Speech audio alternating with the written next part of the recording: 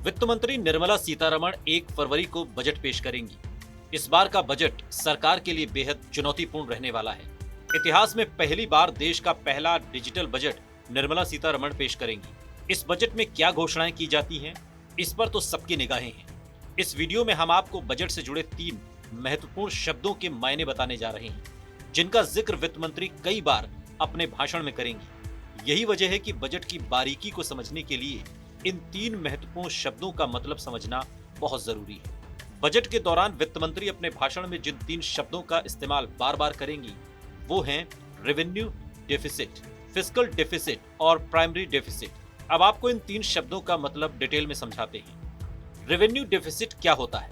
Budget के दौरान वित्त मंत्री निर्मला सीतारमण के संबोधन में एक टर्म आएगा, रेवेन्यू डेफिसिट। अगर सरकार का टोटल रेवेन्यू उसके खर्च से ज्यादा हो जाता है तो उसे रेवेन्यू डेफिसिट कहते हैं। रेवेन्यू डेफिसिट का मतलब होता है सरकार के पास नॉर्मल फंक्शनिंग के लिए पर्याप्त पैसे नहीं हैं।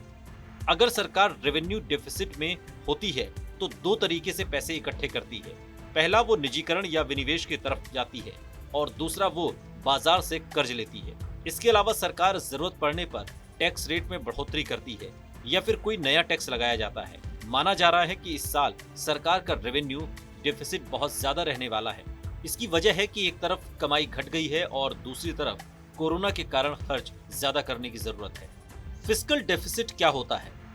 फिस्कल डेफिसिट को ही राजकोषीय घाटा कहते हैं। जब सरकार टैक्स से होने वाली कमाई और रेवेन्यू के दूसरे माध्यम से होने वाली कमाई के मुकाबले ज्यादा खर्च करती है तो वो फिस्कल डेफिसिट कहलाता है। इसमें पुराने कर्ज पर चुकाने वाला इंटरेस्ट भी शामिल होता है। यही वो राशि है जो सरकार बाजार या दूसरे माध्यम से इकट्ठा करती है। फिस्कल डेफिसिट को जीडीपी के मुकाबले परसेंट में कैलकुलेट किया जाता है। माना जा रहा है कि चालू वित्त वर्ष में राजकोषीय घाटा जीडीपी के 7.5% तक पहुंच सकता है।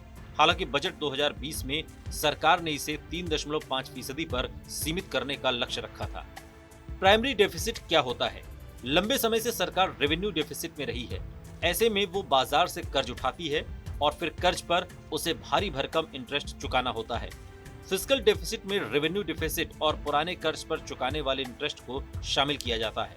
ऐसे में जब फिस्कल डेफिसिट से पुराने कर्ज पर इंटरेस्ट अमाउंट को घटा दिया जाता है तो उसे प्राइमरी डेफिसिट कहते हैं। प्राइमरी डेफिसिट में जितनी कमी आएगी उससे ये पता चलता है कि सरकार की राजकोषीय स्थिति में कितना सुधार हो रहा है।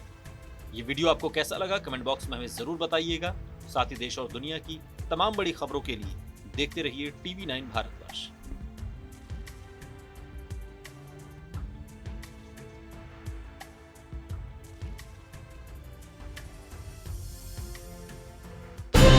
TV9 भारतवर्ष और TV9 बांग्ला प्रस्तुत करते हैं पश्चिम बंगाल चुनाव पर सबसे बड़ा conclave, what Bengal thinks today.